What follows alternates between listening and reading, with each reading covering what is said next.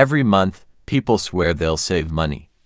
They set aside a little, promise themselves they'll stick to a budget. But somehow, at the end of the month, the savings account barely grows, if it grows at all. Why does saving money feel impossible for so many people? Today, we'll explore the psychology and habits behind this frustrating reality. We've all heard the advice: spend less than you earn. Save consistently, just be disciplined. It sounds simple, almost obvious, and yet, millions of hard-working people with stable incomes and good intentions, still struggle to build meaningful savings. So what's really going on? The issue isn't just willpower. It's not that people are careless or irresponsible. It's that our brains are wired in a way that makes saving feel unnatural. We are designed to prioritize immediate comfort over future security, to value instant rewards more than distant stability, to feel the pleasure of spending now and the pain of saving immediately. There are invisible psychological forces shaping every financial decision we make. And once you understand those forces, saving stops feeling impossible and starts feeling strategic. Because awareness is the first step toward control. Meet Jordan, 28 years old. Stable job, earning around $60,000 a year. On paper, his finances look reasonable. His rent is manageable. He doesn't drive a luxury car. He doesn't take extravagant vacations. He tells himself, I should easily be able to save $500 a month. That's the plan. And at the beginning of every month, he genuinely believes it. He sets the intention. He checks his banking app. He feels in control. But then reality slowly unfolds. At first, he blames the obvious things: unexpected car repairs, a medical bill, a friend's birthday dinner. Those feel legitimate, out of his control. Next month will be better, he tells himself. But here's what's interesting. Even during the calm months, no emergencies, no surprises, the savings still don't grow. The money fades away quietly. Lunch deliveries during busy workdays. Streaming subscriptions he barely watches. A late-night online purchase that felt small at the time. A weekend trip that seemed affordable in the moment. None of these decisions feel reckless. None of them feel dramatic. That's the problem. Jordan isn't irresponsible. He's not careless. He's not financially illiterate. He simply doesn't see how tiny, repeated behavioral patterns are working against him. Each purchase feels minor. Each swipe feels justified. Each month feels like a fresh start, but beneath the surface, there's a pattern, one shaped by convenience, habit loops, and instant gratification. And until Jordan understands that pattern, saving will always feel harder than it should. Because the real obstacle isn't his income. It's the psychology guiding his everyday decisions. So why is saving so difficult, even for people who want to do it? It comes down to how the human brain is wired. First, instant gratification. Your brain is built to prioritize immediate rewards. When you spend $10 today, you feel pleasure now. When you save $100 for next year, you feel nothing. There's no dopamine hit from transferring money into a savings account. There's no excitement in watching numbers move slowly. Your brain discounts the future. It quietly says, tomorrow can wait. And that small preference for now over later, repeated dozens of times, quietly drains your financial progress. Second, invisible spending. Most financial leaks don't feel dramatic. It's not usually luxury watches or five-star hotels. It's coffee, subscriptions, food delivery, convenience purchases made when you're tired, stressed, or bored. Because each expense feels small, it doesn't trigger alarm. But when small purchases repeat weekly or daily, they compound just as powerfully as investments do. The difference, they compound against you. Third, psychological distance. Emergency fund, retirement, future stability. These goals feel abstract, distant, almost theoretical. But tonight's dinner, this weekend's outing, that limited time sale, those feel real. Your brain naturally prioritizes what feels urgent and tangible over what feels far away. And finally, lifestyle creep. When income increases, spending often increases quietly alongside it. A slightly nicer apartment, more dining out, upgraded gadgets, better vacations. Nothing extreme, just subtle upgrades. But those subtle upgrades can completely absorb any extra income that could have gone toward savings. So saving isn't hard because people are lazy. It's hard because human psychology is optimized for survival in the present, not stability in the future. And until you understand these forces, you'll keep fighting your brain instead of designing a system that works with it. Saving feels impossible not because you lack intelligence, but because your brain wasn't designed for delayed rewards. There's a concept in behavioral economics called temporal discounting.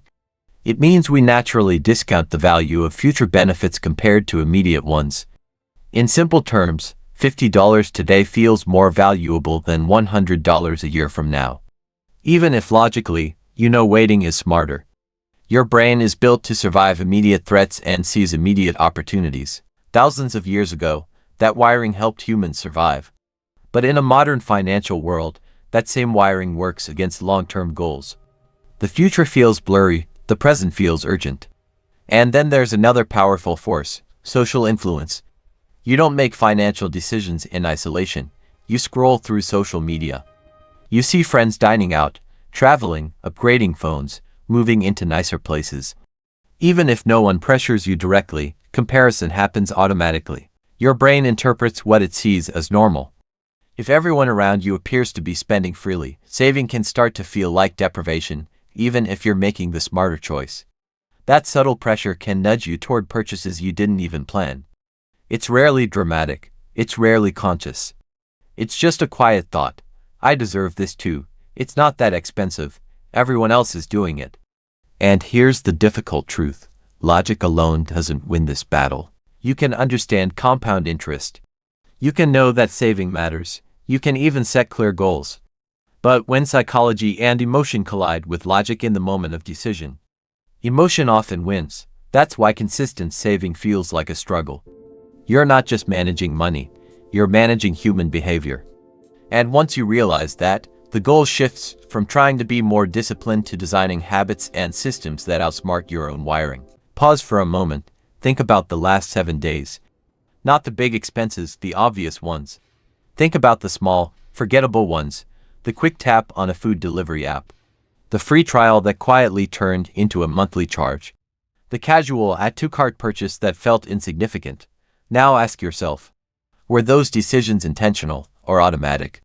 Because that's where the real story lives, in the automatic. Invisible forces influence financial choices every single day.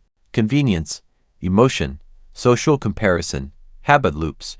Individually, they feel harmless, but repeated weekly, monthly, yearly, they shape outcomes. So here's a powerful question. If someone audited daily habits for 30 days, what patterns would appear? And more importantly, which one small behavior, if adjusted, could change the direction of future savings? Awareness isn't about guilt, it's about clarity. And clarity is the first step toward real control. Jordan didn't suddenly become more disciplined. He ran an experiment. For 1 month, he tracked every single dollar. Not roughly, not mentally, precisely.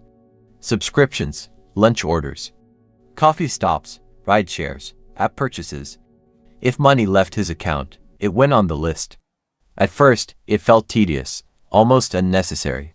But by the end of the month, something surprising happened. Patterns became visible. He wasn't overspending on luxury items. He wasn't making reckless decisions. He was leaking money through convenience. When he totaled everything, the number shocked him. $300 to $400 on small purchases he barely remembered making. That's nearly the entire $500 he wanted to save. The money wasn't disappearing. It was drifting, through habit. But here's where things changed. Instead of relying on willpower, Jordan changed the system. He set up automatic transfers to savings the day his paycheck arrived. Before rent, before groceries, before discretionary spending, he paid himself first. Now, the money never sat in his checking account long enough to tempt him. And something interesting happened. He adjusted. When savings became automatic, spending adapted to what remained. There was less mental debate, less guilt, less friction. The progress became visible. Month by month, his savings actually grew. The key insight: the brain resists delayed rewards. So instead of fighting psychology every day, Jordan designed a system that worked around it. Because discipline fades, but systems run quietly in the background, even when motivation doesn't. Here's the wake-up moment. Saving money is not a personality trait. It's not something only disciplined people are born with. It's design. If your environment makes spending easy and saving optional, guess what happens? Spending wins. But if your system makes saving automatic and spending intentional, the outcome flips. The difference between someone who saves effortlessly and someone who constantly struggles often isn't income, it's structure. Automation removes temptation. Tracking creates awareness. Pre-deciding limits reduces emotional decision-making. And once you acknowledge the subtle psychological forces, instant gratification, social comparison, habit loops, you stop blaming yourself and start adjusting the system. Because willpower is unreliable, but a well-designed environment quietly guides behavior every single month. And that's when saving stops feeling like a battle and starts feeling inevitable. Here's the truth: the problem was never a lack of willpower. It's behavior, it's psychology, it's habits running in the background, quietly, consistently, invisibly. Money doesn't usually disappear in dramatic moments, it fades through patterns. Through convenience, through autopilot. Through small decisions repeated without awareness. And the powerful part, what's built by habit can be rebuilt by habit. So take a moment and think, what invisible routine might be holding savings back? Is it late-night online shopping? Untracked subscriptions, impulse food orders? Lifestyle upgrades that crept in quietly? Drop it in the comments. Let's have a real conversation about practical ways to outsmart these invisible forces and build systems that allow money to grow instead of drift. Because financial change doesn't start with a bigger paycheck. It starts with one honest observation.